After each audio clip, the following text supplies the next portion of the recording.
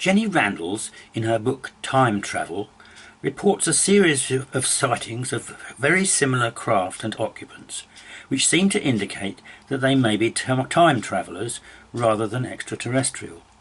The craft, though similar to each other, are not the same as the Rendlesham craft, but there are similar features in the encounters, apparent time distortions and craft appearing and disappearing rather than moving off. On 21st of October 1954, Mrs. Jessie Roestenberg and her two children, aged 6 and 8, heard a hissing noise and went outside to see what they assumed was a new jet plane. Instead, there was a flat-based object made of silver-grey metal with a curved top and a large transparent dome-like window surrounding it. This was hovering at rooftop height, looking over their isolated farmhouse near Ranton, Staffordshire. Inside the dome were two figures gazing out of the window at the scene below, as if they were tourists taking in an awesome but slightly wistful sight. They looked at Jessie almost compassionately. They were very human in appearance, with pale skins, long fair hair and rather pointed chins. They both wore blue jump or ski suits, which looked rather odd for the time in question. Mrs. Roestenberg reported that as she watched the figures, it felt like hours passed, but it must have been seconds. Time was suspended. She also felt a tingling sensation on her skin, as if charged with some kind of energy. As any mother would have been, she feared for her children and took them inside to safety. They hid under the table. Through the window the object was seen to arc around the sky and then flash with a brilliant purple, seemingly ultraviolet explosion of light, and vanish into thin air. Staffordshire's had a whole crop of flying saucers. Spots in the sky, lights in the sky, strange things. But the strangest of all was seen one day over this cottage. Mr. and Mrs. Roestenberg were living there, quietly, out in the country. And, well, you just tell me what you saw. Well, this was one ordinary day. I was waiting for my husband to come home from work, and my two sons went to Staffordshire to school, and I was getting changed, and I heard this terrific noise. It was just like a giant cauldron of water being poured onto a fire, a shh sort of noise, you know. And my first reaction was, oh, the children. I thought maybe a plane was crashing or something like that. And I slipped my jumper on and went outside to find my two sons lying flat on the ground in the garden in front of the house, shouting, "Mummy, Mummy, there's a flying saucer." Well, naturally, I just said, "Come on, don't be stupid. Come in the house." But felt sort of a strange sensation. Wended my way up the side of the house to where we had a pump, where we used to get all our water from, and automatically looked up to see this, all I can describe, this huge Mexican hat. It was stationary, this thing, and it was bright silver in colour, and it had a dome. It was tilted to sort of, I could see the occupants in it. You saw people in it? I saw people in it. There were two people in there. These people were beautiful people. That's the only way I can describe them. They had long golden hair, like a page boy bob, just like the old kings. You used to see photographs of the old kings. And the colour of the hair was golden. Now, I was really... What were they dressed in? They had a sort of a polo neck jumper affair, like a ski top suit, in pale blue.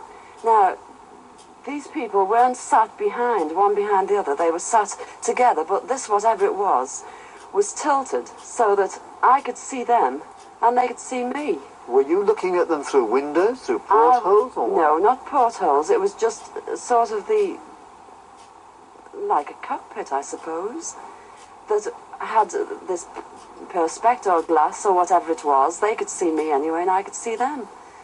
And they had beautiful faces. I shall never forget their faces as long as I live. Their foreheads seemed to be a bit larger than, you know, the bottom of their faces as normal people you would expect to see. But maybe this was just whatever they had round their heads, which was like a transparent fishbowl. And they just looked. And I was absolutely paralytic with fear. I couldn't move, although my mind was ticking over. And they looked so sympathetic that I was just mesmerised for what seemed to be, ages, but it could have only been seconds. And I turned to sort of look down at the boys, was unaware that they were with me, because I was so absorbed. And the next thing, I looked up, and it was gone. How low had it been? It had been at the height I couldn't tell you. But the house that you've seen, it was just on top of the roof. It was hovering on top of the roof. How big was it compared with the size of the house? It followed the whole circumference of the roof. I couldn't see, the roof was completely blotted out. The chimneys I couldn't see. All I could see was this massive object that I described as like a Mexican hat without the bubbles. And then it flew away sideways or upwards? No, I didn't see. I just looked up and it had gone. But I assume it went straight up, because for a short while after in the sky I looked around and I said to my two boys, well, can you see anything? Can you see anything? And they said, there it is, Mum, and they pointed up, and I watched it. It was just like a little cotton meal in the sky, and it circled us 3 times. It went round 3 times, and then it just shut off, and that was it.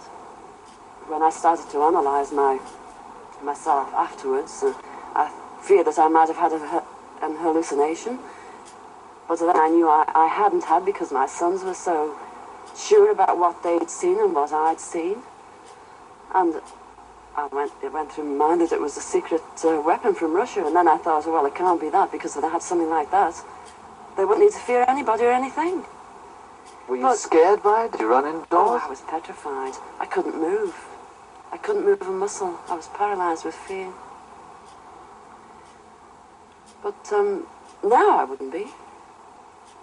Because now, when I look back, I think, what an amazing thing to have happened, and for me to have seen it. And when your husband came home, where were you? Well, when my husband came home from the office, I was locked in the house with my children, under a big kitchen table that we were using. Under the table? Under the table, yes. It's funny now when I look back. It sounds absolutely ridiculous, but this is the truth. This happened. And that's it. We were ridiculed. It was very embarrassing at the time, and people, they possibly thought, oh, she's a nutter. But who cares? This is something that's happened to me, and I'm a practically minded person, and that's it. A quarter of a century later, in March 1979, a woman talking to a man beside some shops in Sheffield was to relive Jessie Roestenberg's experience so closely it seems hard not to perceive it as the same UFO. They saw an identical disc with a large wrap-around window through which 2 figures were staring wistfully down. One was watching both witnesses. The other had hands behind his back, as if more disinterested. It was a bit like someone who had seen it all before, alongside a person experiencing this sight for the first time. The figures wore blue ski suits and were human-like, with blonde hair over their shoulders. Throughout the encounter, an unusual stillness and silence descended over the area. It was as if they had become isolated from time. The pattern can be traced through other cases. For instance, Mrs. Ethel Field of Parkstone, Dorset, had the following encounter when taking in her washing in September 1977. She heard a humming sound, looked up and saw a flat-based domed object with a large domed window dominating the front. A huge explosion of light, a bluish-yellow colour, was pouring from the base. A peculiar patterned effect in the air was generated in waves beneath the object. It seemed as if space was being disturbed by its presence. Standing by the window were 2 human-like figures side by side.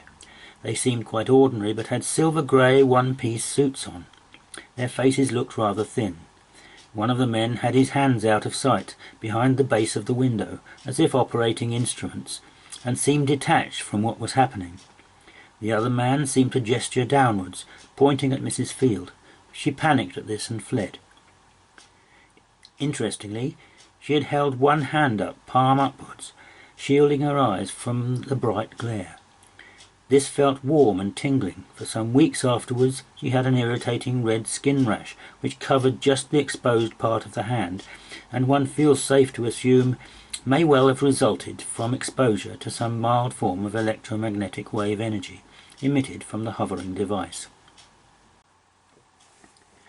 Another encounter comes from Mrs. Sage of Medway, Kent, who was walking to the shops on the afternoon of the 4th of August 1980, when, unlike the other witnesses, she was fortunate enough to see the object appear. As she described it, at first there was a small cloud, like a smoke ring, that formed in the air above a garden. Electric sparks shot from its edge, and she jumped back instinctively from this. Then this thing seemed to appear from nowhere in the place where I had seen the smoke. The object was small and curved, almost like a helicopter without a tail or rotor blades. A huge transparent window dominated the front as it tilted down towards her and hovered very close by. She could see every detail of the two men inside. They were normal and human in appearance, but with shoulder-length hair, one corn-coloured, the other slightly darker. Their skins were of slightly unusual hue, and their eyes blue. They wore one-piece ski suits of a pale greyish colour. As the object hovered only a few feet away, the noise of the traffic nearby became muted. Mrs. Sage said, "It was as if I was hearing it from inside or something." The strange mist surrounding the base of the object and clung to a picket fence, separating her from it. It smelt sickly sweet. Stranger still, Mrs. Sage said she heard the two beings as they held a conversation just a few feet from her while still inside their craft.